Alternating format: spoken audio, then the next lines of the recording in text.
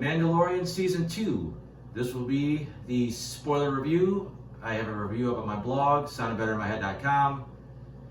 There is a handful of spoilers in there, especially about some of the characters that appear. But I think once these characters already appeared in the show, they were pretty heavily advertised as appearing on the show. So I don't think there's a ton of spoilers on that on the website.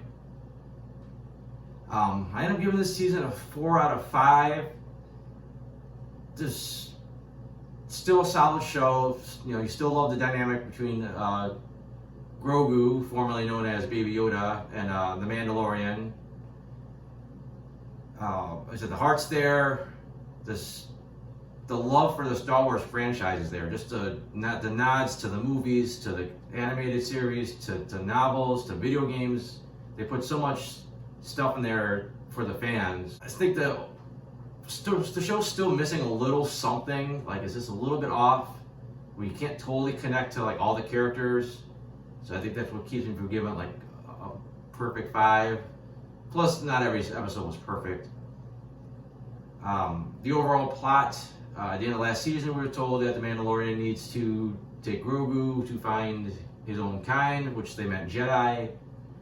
We start off just like that again, except Mando interprets that as, I need to find some Mandalorians, and then they'll show me where the Jedis are at.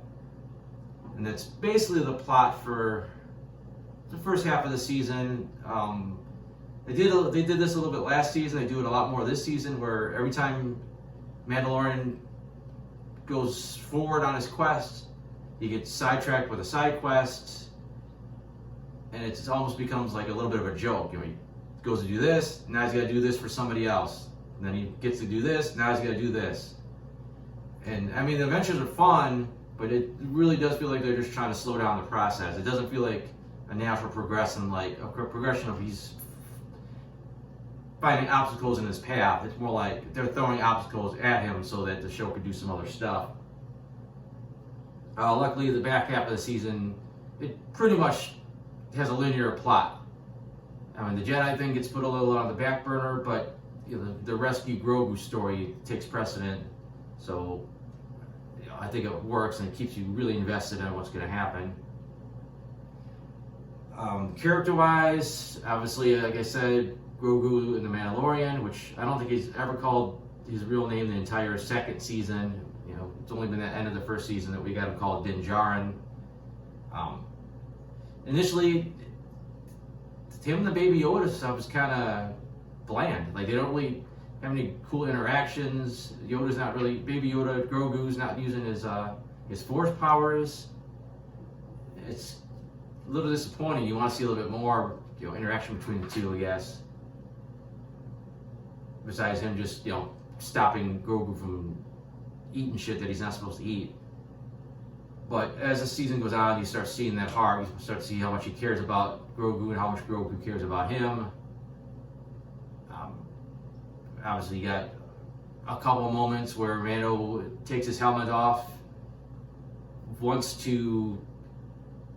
he knows it's the only way he could save Grogu, and the other time it's because he knows he might never see him again, and he allows him to see his face. So it also gives a chance for Pedro Pascal to really sell the emotional moments of that. We get Grief Karga back for a little bit, not much with him, just a follow-up from his last season appearance. Cara Dune appears a lot more. She starts to get a little bit of an arc to her character. You know, basically she went from being a loner to try to get back to being some type of, kind of being the law, trying to like stop the bad guys. Unfortunately, that and a lot of other stuff that happens this season are all designs for spin-offs. So it's a very high probability she ends up next in the very secretive Rangers of the New Republic series, which we know almost nothing about at this point. A few minor characters come back from last season, nothing really special with them. Obviously, Moff Gideon is back, and you know, we get much more of him. Last season we only saw him for 2 episodes. You know, he still takes a while before he really pops up, and even then it's brief. But once he gets going, I mean, you're completely invested every time he's on the screen. He's such a great villain, and it's not surprising that he survived the end of the season. So it's things that sucks about when they announce these shows too far in advance. You kind of know, who's going to make it and who's not normally. New characters, really nothing that spectacular. Frog Lady, who they never even bothered to give a real name to, which I kind of like. It reminds me of the old days of Star Wars where we had Walrus Man, and then years later they went back and said, no, his name's Ponda Baba. So I'm sure eventually someone's going to go back and Frog Lady will actually get a name. Her character is really nothing special. She was just a side quest for the Mandalorian. I mean, she had a cute reunion when she got back with her husband, but she really didn't add. If I never see Frog Lady again, I won't really care. If I see her again, okay, that's fine. Most of the new characters this season were characters that were brought from other parts of the Star Wars universe. You got Cobb Vanth. Cobb Vanth was introduced in a couple novels. I liked his character. Cool seeing the Boba Fett armor back in action. He did a little bit more with it than Boba ever did in any of the movies. I thought for sure he would come back at some point this season, but he didn't. Hopefully he does at some point. They just got to find something else to do with him. Bo-Katan introduced this season from the animated series. She didn't get a ton to do in her first appearance. It's just kind of cool seeing her introduced. She gets a little bit more in the back half of the season. Obviously, there's some conflict with her in the Mandalorian now that he inadvertently won the Darksaber. We'll see where that story goes. Of course, the big one this season was Ahsoka Tano. Great episode with her, fantastic introduction. Rosario Dawson looked exactly like her. The voice didn't quite capture what they did in the series, but it really worked for what they were doing. Again, she was a one and done. She'll be back probably in her own spin-off that they've already announced.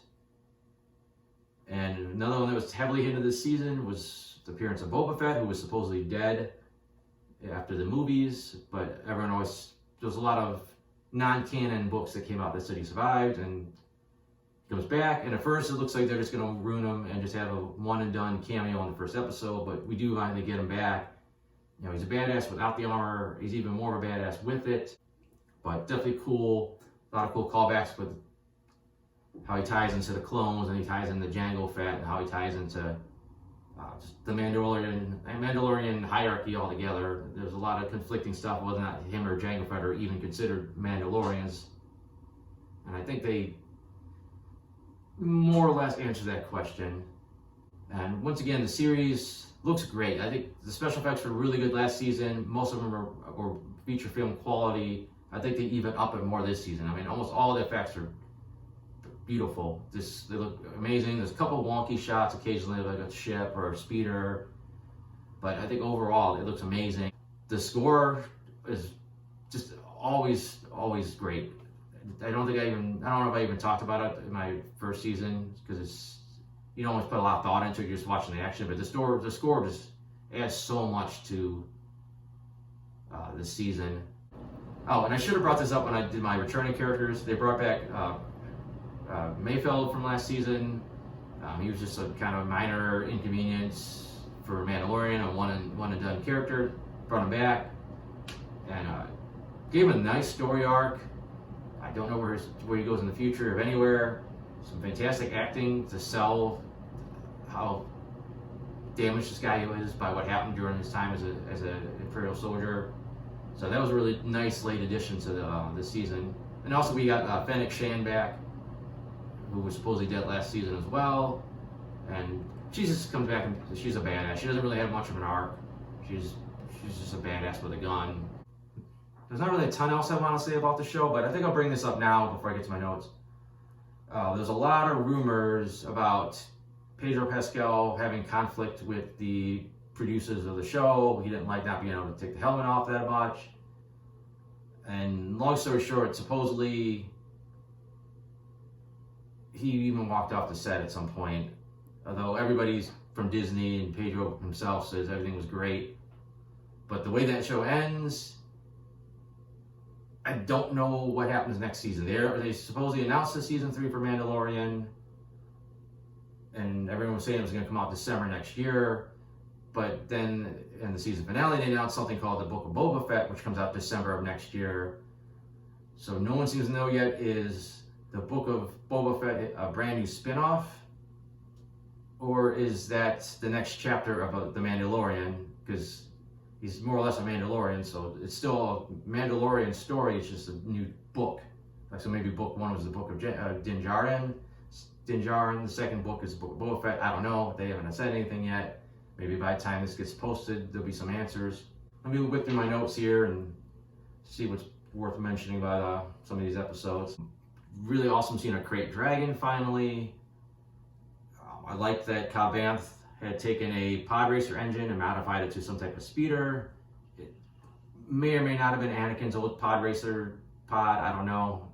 But it was kind of cool seeing what it was like for the Death Star to be destroyed from the point of view of other characters, and how it was basically a little news hologram of it, the second Death Star being destroyed. I thought that was a nice little touch. And they show this map, and she shows where Mos Eisley is, and Mos Espa, and Mos Pelgo.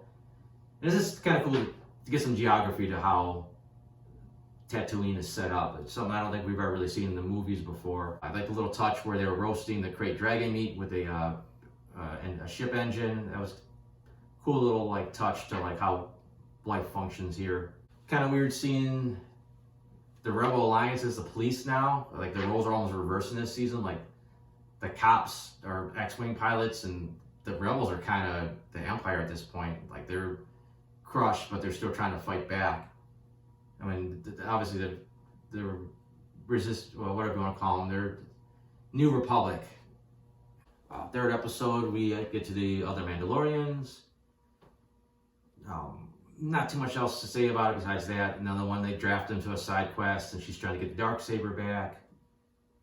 We finally got some explanation to why Mando claims Mandalorians can't take their helmets off, and why we've seen so many other Mandalorians do it in cartoons, at least, and even Jango Fett. So we basically find out Mando is part of what they consider a cult. Episode 4, we went back to Navarro. We finally started getting some hint to what Gideon's plan was. Obviously, he's taking Grogu's blood because it's got midichlorians in it. It's up for debate whether or not he's creating clone bodies for Emperor Palpatine. Are they creating an early version of Snoke? Or are they doing something else with it? So, episode 5, they introduce Ahsoka Tano. Just a complete badass in her first sequence. We get to see, we find out Baby Yoda's name is Grogu. We found out he actually trained at the Jedi Temple. We still don't know who took him out of there and what happened exactly afterwards, but he supposedly went to a dark place. Episode 6, things start to pick up. Boba Fett and Fennec are back. They said Boba was just a badass, seeing him whoop everyone's ass with a Agapi stick. And then he finally gets his armor, so he's even more of a badass. An absolutely big geek out moment seeing Slave One drop the seismic charge. It was one of my favorite things from Attack of the Clones. So fantastic they brought that back. One of the biggest things that happened this season, which I have pretty mixed feelings about, we find out that the Jedi that Grogu managed to contact, the one who ends up showing up and saving the day in the season finale, ends up being Luke Skywalker. The scenes were badass. I absolutely loved seeing Luke finally cut loose. Led to some great emotional moments as Grogu has to finally go off and train. Biggest complaint is, if that's the end of Grogu's arc, you want to think that he goes off and trains with the Jedi and he eventually becomes a Jedi warrior down the road and has a happily ever after ending.